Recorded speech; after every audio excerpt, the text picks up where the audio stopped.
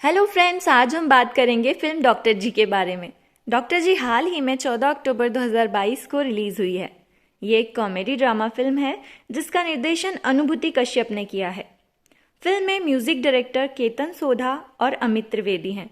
Film के budget की बात करें तो ये लगभग 25 करोड़ में बनाई गई है और अब तक का इसका रिवेन्यू 44 करोड़ है।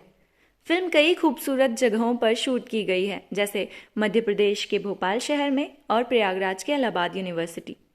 फिल्म की शुरुआत होती है भोपाल शहर से। फिल्म की कहानी के अनुसार डॉक्टर उदय गुप्ता भोपाल से मेडिकल की पढ़ाई कर रहा है। वो अपनी माँ लक्ष्मी देवी के साथ रहता है। उदय के पिता उदय के जन्म के पहले ही मर चुके हैं। उदय बचपन से ही अपने भाई की तरह एक ऑर्थोपेडिक डॉक्टर बनना चाहता है, लेकिन रैंक कम आने की वजह से उसे गायनेकोलॉजिस्ट मिल जाती है। उदय ये बात अपने दोस्त को बताता है और कहता है कि उसे ऑर्थो में सीट नहीं मिली, बल्कि उसे गायनेकोलॉजिस्ट में सीट मिली है। उदय का दोस्त उदय के घर ही किराए से रहता है। उदय कहता है कि किसी भी हाल में उसे ऑर्थो में ही सीट चाहिए। उदय कॉलेज जाता है और कॉलेज से अपनी एक कॉमन फ्रेंड के बारे में उसे पता चलता है कि उसे ऑर्थो में सीट मिली है, जबकि वो एक लड़की है। उदय उस लड़की के पास जाता है और उससे कहता है कि तुम्हें ऑर्थो में सीट मिली है और मुझे गायनो में, तो क्यों ना हम अपनी सीट एक्सचेंज कर लें। वो लड़की उदय से कहती है कि वो ऑर्थो ही करना चाहती है। तब उदय उसे समझाता है कि गायनेकोलॉजिस्ट लड़कियों का सब्जेक्ट है, तुम्हें वही करना चाहिए। लेकिन वो लड़की उससे कहती है कि मेरा बचपन से सपना है ऑर्थो बनने का, तो मैं ऑर्थो ही करूंगी। क्योंकि लड़की उदय की बात नहीं मान रही थी, इसलिए उदय का उससे झगड़ा हो जाता है। यहाँ से निकलने के बाद उदय अपने कजिन भाई अशोक के पास जाता है, जो कि एक ऑर्थोपेडिक डॉक्टर है, और उदय उन्हीं की तरह बनना भी चाहता है। जहाँ अशोक उसे समझाता है कि जब तक तुम्हें ऑर्थो नहीं मिलता तुम्हें गायनो कर लेना चाहिए, वरना तुम्हारा 1 साल वेस्ट हो जाएगा। 1 साल मेहनत करो, दोबारा एग्जाम फेस करो, शायद तुम्हें ऑर्थो मिल जाए, तब तक तुम्हें गायनो कर लेना चाहिए। साथ ही उदय को उसकी एक गर्लफ्रेंड के बारे में पता चलता है, जो कि नाबालिग है। उसका नाम काव्या है, जबकि अशोक शादीशुदा है और उसके 2 बच्चे भी हैं। आगे हम देखते हैं ऋचा नाम की एक लड़की, जो कि उदय की गर्लफ्रेंड हुआ करती थी, लेकिन यहाँ पे उन दोनों के बीच जोरदार झगड़ा होता है। ऋचा उससे कहती है कि तुम्हें लड़कियों को समझना ही नहीं आता, लड़कियां क्या कह रही हैं तुम समझना ही नहीं चाहते, और इस तरह दोनों का ब्रेकअप हो जाता है। कोई ऑप्शन ना होने के कारण उदय को गायनो में ही एडमिशन लेना पड़ता है, जो कि 10 दिन लेट हो चुका था। इसीलिए वहां की डीन उसे काफी चिल्लाती भी हैं।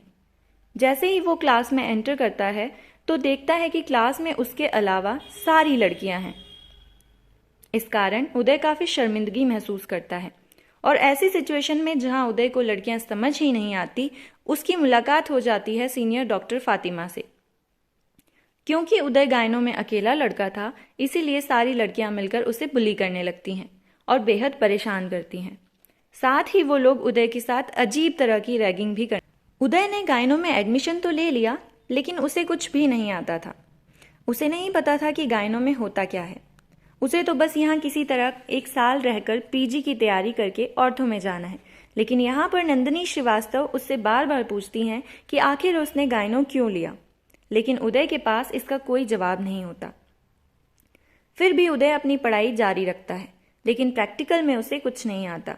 इसलिए नंदिनी श्रीवास्तव, जो कि वहाँ की डीन होती हैं, उसे बहुत डांटती हैं और हमेशा उससे ये सवाल ज़रूर करती हैं कि आखिर उसने गायनों में एडमिशन क्यों लिया। उदय काफ़ी कोशिश करता है, लेकिन वो अपने मेल टच को भूल नहीं पा रहा था। वो समझ ही नहीं पा रहा था कि वो किसी स्त्री के अंग को कैसे छुए, और जब वो उन्हें छुएगा तो उन्हें कैसा लगेगा। यही बात वो नंदिनी मैम को कहता है कि कोई उसके साथ कंफर्टेबल नहीं हो पाता, क्योंकि उन्हें गायनों के लिए लेडी डॉक्टर की जरूरत पड़ती है। तब नंदिनी उसे समझाती है कि डॉक्टर डॉक्टर होता है, तुम्हें अपना मेल टच लूज करना होगा और अपने अंदर डॉक्टर टच लाना होगा। वो कहती हैं कि मैं बिल्कुल नहीं चाहती कि तुम ये सीट छोड़ो, क्योंकि अगर तुमने ये सीट छोड़ी तो अगले 3 साल तक ये सीट खाली रहेगी। वो ये भी कहती हैं कि तुम्हें अपना फ्यूचर बनाना है तो बेशक बनाओ, लेकिन 3 साल के बाद, उसके पहले तक तुम्हें फुल डेडिकेशन के साथ यही काम करना होगा। अगले दृश्य में हम देखते हैं कि उदय की माँ अब सोशल मीडिया पर एक्टिव होने लगी थी। उन्हें पिक्चर्स क्लिक करवाने का शौक चढ़ चुका था। टिंडर, इंस्टाग्राम, फेसबुक पर उनके अकाउंट बन चुके थे, मगर ये बात कहीं ना कहीं उदय को पसंद नहीं आ रही थी। इसीलिए वो अपनी माँ को बात बात पर टोकता रहता था। अब एक दिन हॉस्पिटल में दो महिलाएं प्रेग्नेंट रहती हैं। दोनों आमने सामने बेड पर रहती हैं। जैसे ही उदय वार्ड में एंटर होता है, दोनों चिल्लाने लगती हैं ताकि उदय पहले उनकी डिलीवरी कराए।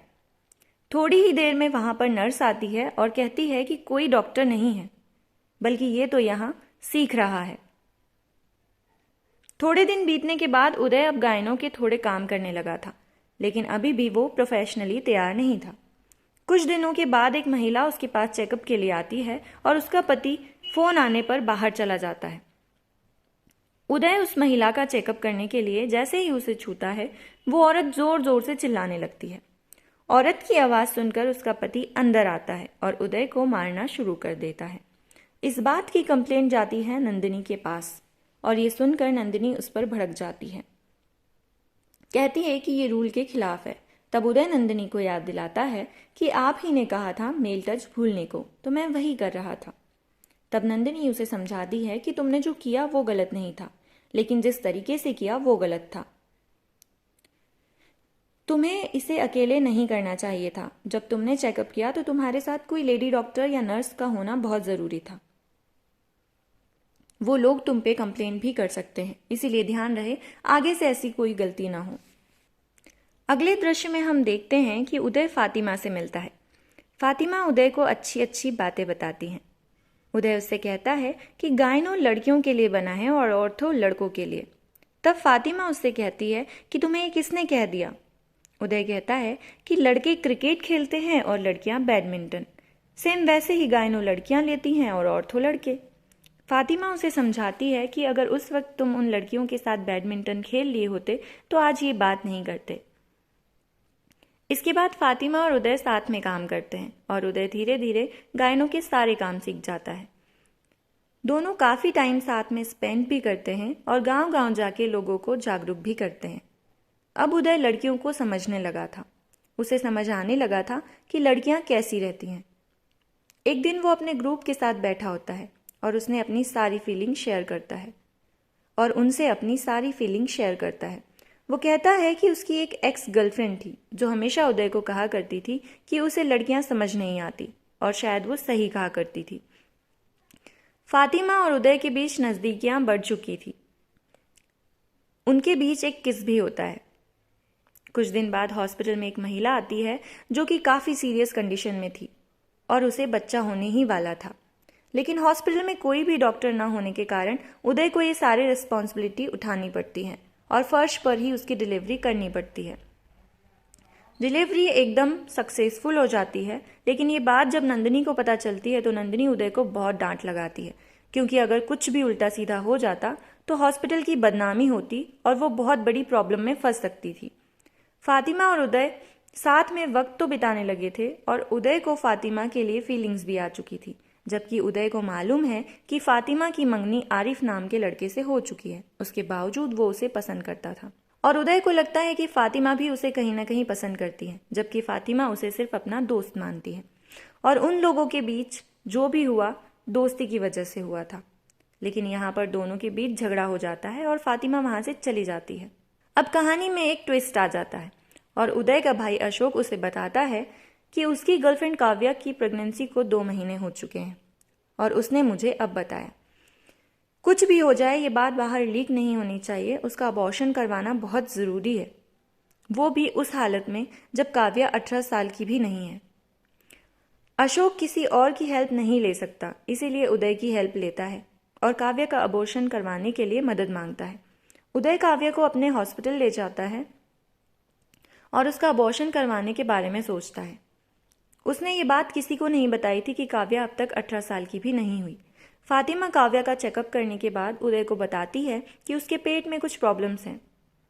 ऐसे में अबॉर्शन करने की कोशिश की तो उसकी जान को खतरा हो सकता है, इसलिए उसे इस बारे में नंदिनी मैम से बात करनी चाहिए।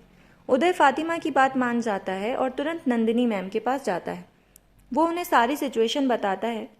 जब नंदिनी काव्या की फाइल पढ़ती है तो उन्हें लगता है कि सचमुच ही अबॉर्शन से उसकी जान को खतरा है।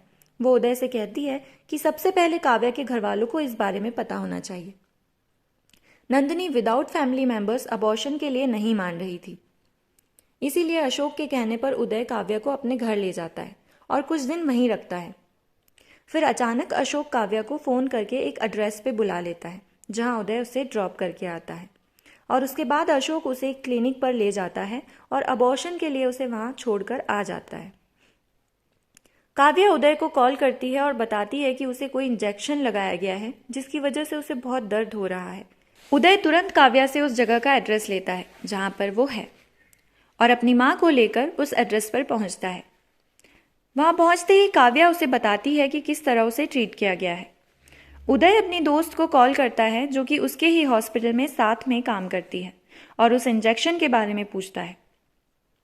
पता चलते ही काव्या को वहां से वो अपने हॉस्पिटल ले जाता है। उदय के हॉस्पिटल पहुंचते ही अशोक भी वहां आ जाता है और उदय को जोरदार थप्पड़ मारता है। अशोक कहता है कि उसने काव्या को वहां से लाकर ठीक नहीं किया, अब क्लिनिक वाले उस पर किडनैपिंग का चार्ज लगाएंगे। तब उदय कहता है कि जिस लड़की के साथ तुमने ये सब किया है वो लोग अब तुम पे रेप का चार्ज लगाएंगे। कुछ ही समय में काव्या का इलाज खत्म हो जाता है, अब काव्या सेफ है। ऐसे में नंदिनी उदय से कहती है कि तुम्हारे पास इस हॉस्पिटल में आखिरी 15 मिनट्स हैं, तुम्हें जो करना है कर लो, इसके बाद तुम यहां से चले जाओगे। लेकिन जब नंदिनी को पता चलता है कि उदय नहीं होता तो काव्या की जान नहीं बच पाती, तो उनकी आंखें खुल जाती हैं। वहीं उदय कहता है कि आप हमेशा कहती थी ना मैं अपने मेल टच को छोड़ दूं, और आज वो हो गया। I lost my mail touch. Uday को अब रेस्टिगेट किया जाना था, उसके ऊपर कमेटी भी बैठती है, लेकिन उसे रेस्टिगेट नहीं किया जाता क्योंकि जो कुछ उसने किया था बिल्कुल सही था। साथ ही नंदिनी सबको बताती है कि उदय उसी के डिपार्टमेंट में काम करेगा। दूसरी तरफ उदय और फातिमा के बीच में भी सारी नाराजगी दूर हो चुकी थी। उदय को यह समझने में भूल हो गई थी कि शायद फातिमा भी उसे पसंद करती है, जबकि फातिमा उसे सिर्फ अपना दोस्त मानती है। तो अब दोनों ही अच्छे दोस्त की तरह रहने लगे थे।